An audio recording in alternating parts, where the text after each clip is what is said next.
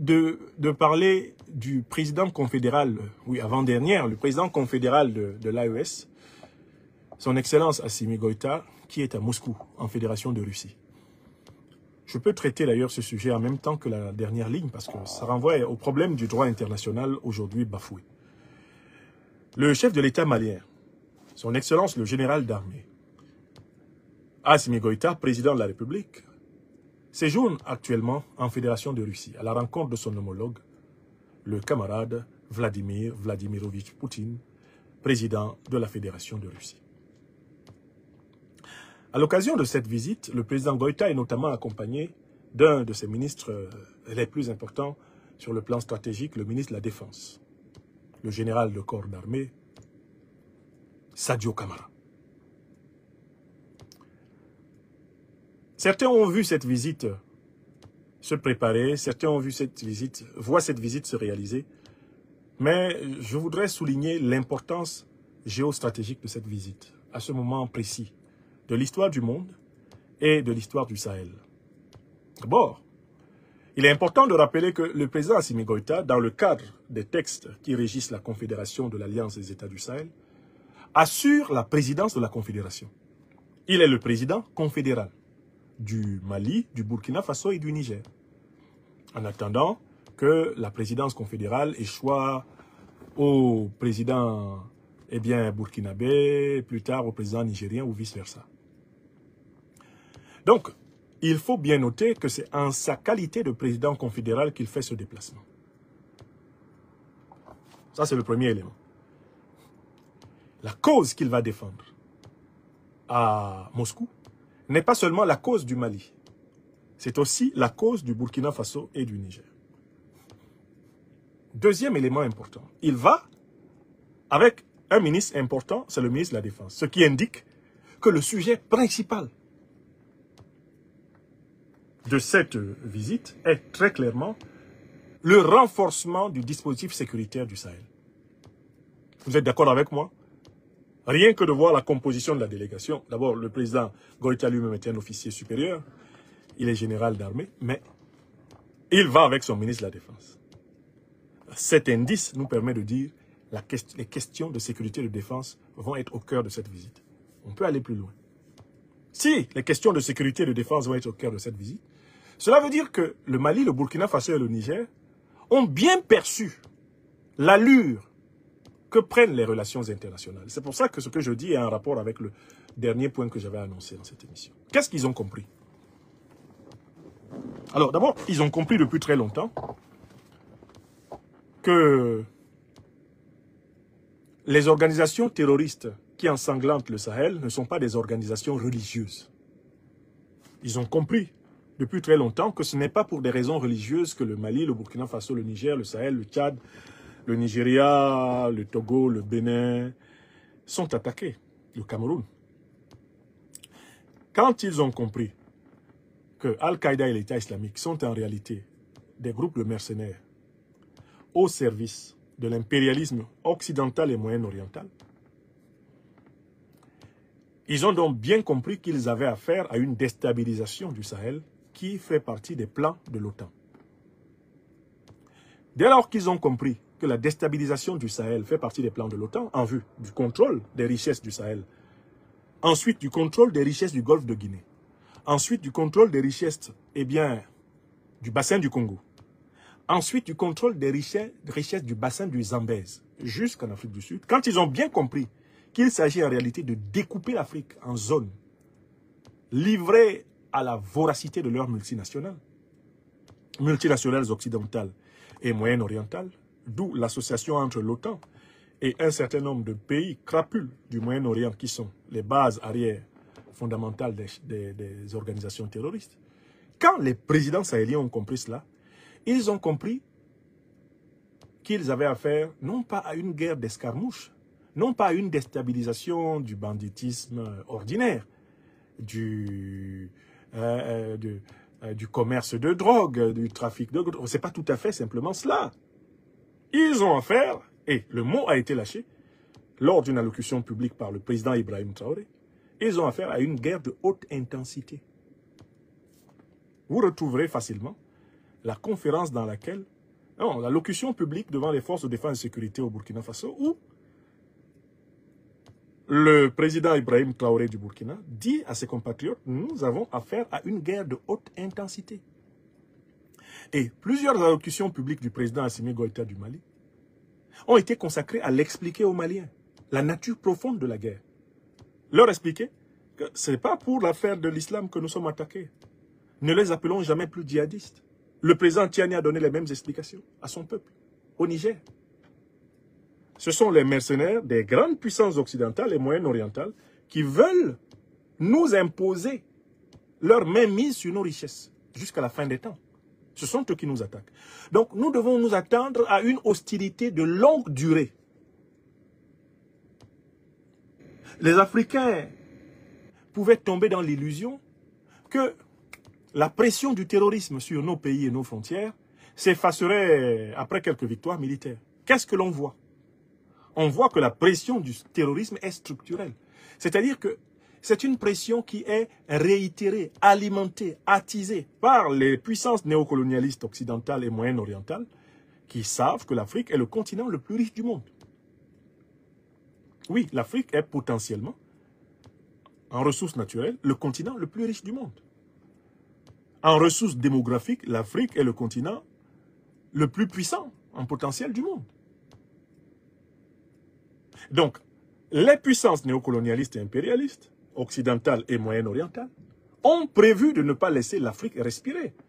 Quand vous entendez certains de leurs dirigeants dire « l'Afrique est l'avenir de l'Europe », ce qu'ils veulent dire par là, c'est « nous ne laisserons jamais les Africains tranquilles. Nous ferons tout pour continuer à les dépouiller. » En langage simple, l'impérial terrorisme sera une variable durable de la vie africaine. Donc, le président Goïta, qui est le président confédéral de l'Alliance des États du Sahel, va donc voir le président Poutine pour que la coopération sécuritaire avec la Russie continue à renforcer davantage l'armature de défense, qui ne manquera pas d'être éprouvée, encore plus éprouvée que par le passé. Pourquoi? Parce que les organisations terroristes sont en train de bénéficier d'un nouvel équipement technologique.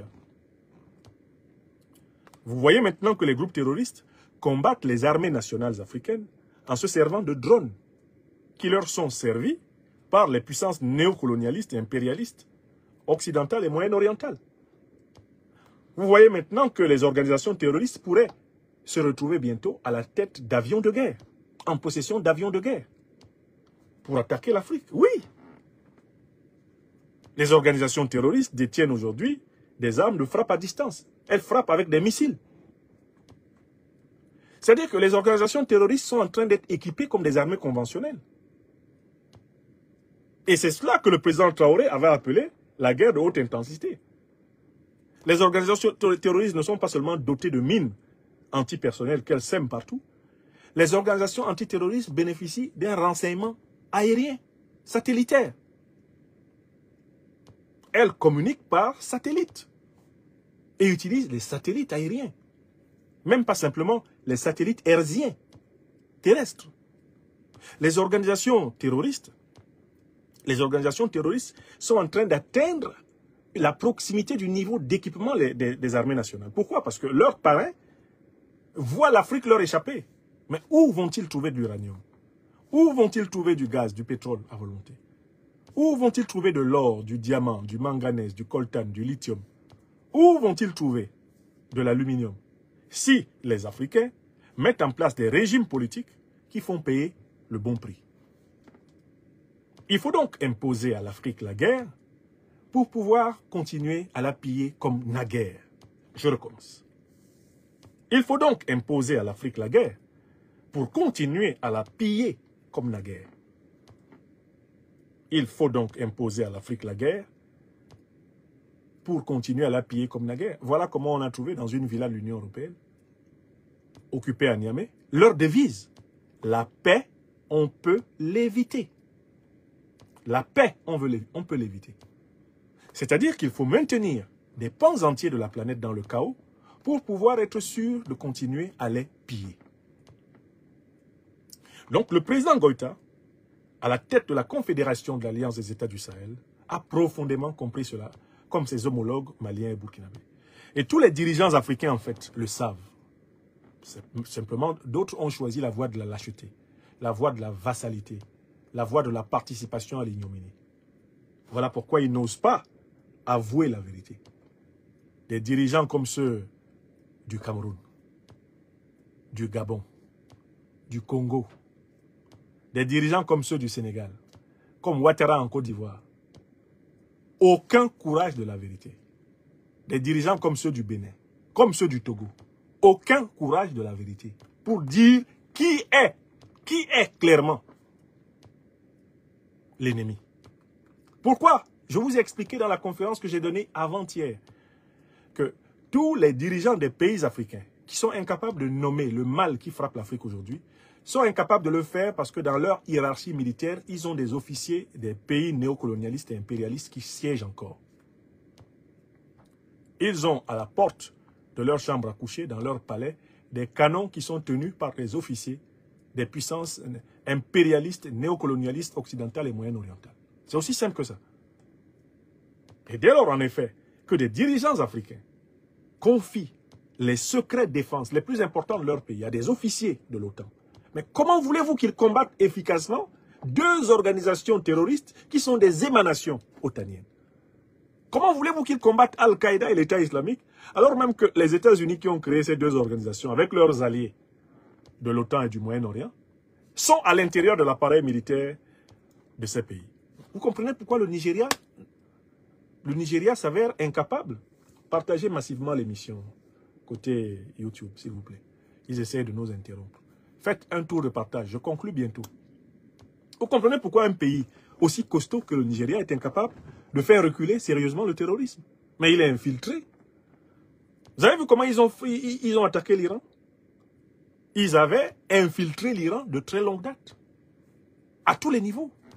Même jusque dans la maison des officiers supérieurs de l'armée iranienne, ils avaient réussi à infiltrer des gens. Mais c'est le système qu'on a dans des pays comme la Côte d'Ivoire, comme le Cameroun. C'est ce système qu'on a dans des pays comme le Nigeria. Même le Sénégal aujourd'hui, sont des pays qui sont amplement infiltrés par des officiers des puissances néocolonialistes et impérialistes. C'est ce qui détermine l'ambiguïté du langage des dirigeants. Allez demander à Paul Biya, qui attaque l'Afrique? Je dois dire que cette question relève d'un domaine relativement délicat sur lequel le Cameroun a toujours fait preuve d'un esprit critique. Car en fait, il ne faut pas confondre la vitesse avec la précipitation. Voilà la réponse de Biya.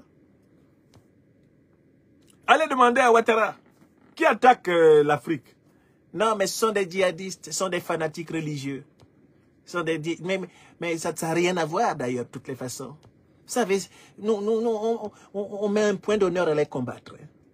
On dit, mais M. Ouattara, les deux organisations soi-disant djihadistes, là, c'est Al-Qaïda et l'État islamique, ce sont vos parrains américains et moyen-orientaux là qui les ont créés. Vos parrains occidentaux et moyen-orientaux qui les ont créés.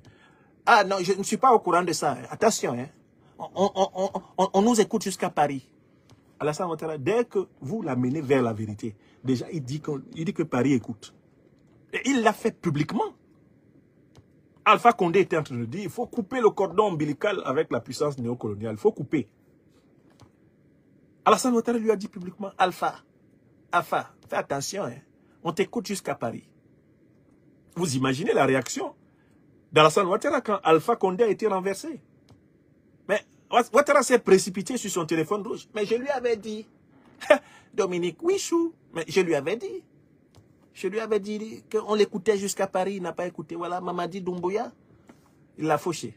Vous avez vu comment Ouattara caresse Doumbouya qui a fauché Alpha Condé? Mais à Abidjan, il avait dit mon fils, mon général, mon fils. Mais vous êtes un homme brillant.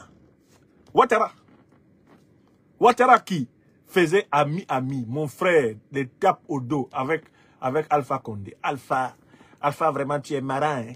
Alpha, non, vraiment, tu es terrible. Non, Alassane, tu sais, moi, je suis un homme véridique. Je parle directement, je n'ai pas peur de quelqu'un. Mais, Alpha, faut faire attention quand même. Hein? Moi, je les connais à Paris. Hein? Attention, le double jeu, c'est leur travail. Hein? Fais gaffe. Hein. Si ça t'arrive, il ne faut pas citer mon nom. Hein. Faut pas que je t'ai prévenu, hein, Alpha. Alpha tombe. Le voilà avec le tombeur d'Alpha. Vous avez vu?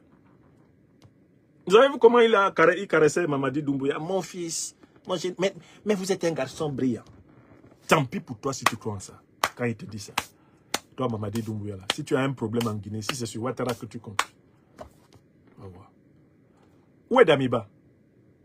Damiba peut-il encore se présenter devant Ouattara? Mais c'est un Yamorodé, je lui ai donné des conseils, il n'a pas été capable de garder le pouvoir. C'est de sa faute si on a Ibrahim Traoré. Mais Damiba, c'est un Yamorodé, c'est un Batradé. C'est Alassane Ouattara, ça. Vous avez déjà écouté ces audios. Parce que ce sont les dirigeants lâches. Quant aux aventuriers ambigus de Dakar, oh là là, si je parle d'eux, oh, les pastéfiens vont se fâcher encore. Bon, on va parler un peu. Écoutez comment ils parlent maintenant. Quand ils étaient dans l'opposition, ce sera la rupture. Ce sera la rupture. Waouh, waouh. Rupture. Un tissu de déclaration décousu. Un tissu de déclaration décousu depuis lors. Hein. On attend toujours le papier de la signature. La rupture des accords de coopération militaire et de défense. Néocoloniaux. On attend ça. Ça fait déjà 1 an. 1 année vient de passer. On n'a rien vu. Mais pourquoi sont-ils ambigus? Mais parce que leur hiérarchie militaire est infiltrée par les officiers des puissances néocolonialistes et impérialistes occidentales et moyen-orientales. C'est pas compliqué. Même l'ambiguïté du Togo. Regardez le Togo. Le Togo, il est ami avec l'AES. On doit le féliciter pour ça. Mais il a encore un pied dans les forces sécuritaires de l'OTAN. D'où le président qui essaye de plaire à tout le monde. C'est ça. C'est de là que vient l'ambiguïté. L'ambiguïté du Nigeria, l'ambiguïté du Gabon, du Congo. C'est des gens, ils ont les pieds partout. Ils n'ont pas le courage d'assumer la définition claire de l'ennemi et de le combattre comme tel. Donc, le président Assimi Goïta, lui, il est conscient du fait que l'AES, qui est le projet de l'Afrique souveraine, qui est vraiment le laboratoire de l'Afrique souveraine, va être sévèrement attaqué. Et on le sait d'autant mieux qu'on voit comment la même coalition qui a détruit la Libye et organisé la déstabilisation du Sahel est en train de s'acharner contre l'Iran. On doit insister sur les hommes iraniens. On doit demander aux Africains de regarder ce qui se passe en Iran. L'Iran est un tableau d'école pour l'Afrique contemporaine. En observant ce qui arrive à l'Iran, les Africains savent ce qui leur est arrivé depuis très longtemps. Et ils savent ce qu'on prépare contre eux. L'Afrique est la plus grande réserve mondiale d'uranium. Donc, s'il y a un continent qui est l'avenir de l'énergie nucléaire, c'est lequel? Je dis bien que l'Afrique est la plus grande réserve mondiale de matières premières nucléaires. Donc, s'il y a un continent qui, en réalité, se prépare à être la plus grande puissance nucléaire du siècle, et même des siècles futurs, s'il y a un continent qui potentiellement a les moyens d'être une très grande puissance nucléaire pendant même des millénaires, c'est le continent africain, n'est-ce pas? Vous pensez que si on traite de cette façon, un pays qui a à peine développé la maîtrise de l'énergie nucléaire, l'Iran, vous pensez qu'on va traiter différemment l'Afrique? Donc, les chefs d'État de l'Alliance des États du Sahel voient loin. Et ils voient très bien que cette espèce de barbarie organisée contre des pays qui, pourtant, sont dans leur domaine régalien, n'est rien d'autre que la préparation d'une plus grande barbarie contre l'Afrique. Alors là, il faut vraiment anticiper. Il faut renforcer les alliances de défense et de sécurité dans le monde multipolaire. Il faut renforcer la formation, l'industrialisation de l'Afrique. Il faut renforcer la conscientisation des masses aux enjeux de l'instabilité du monde actuel. Il faut renforcer le sens du devoir national. Il faut renforcer la conscience panafricaine, l'entraide, la solidarité panafricaine pour faire face ensemble à ces menaces gigantesques. Le président Goïta est comme l'oiseau sage qui a vu le caillou.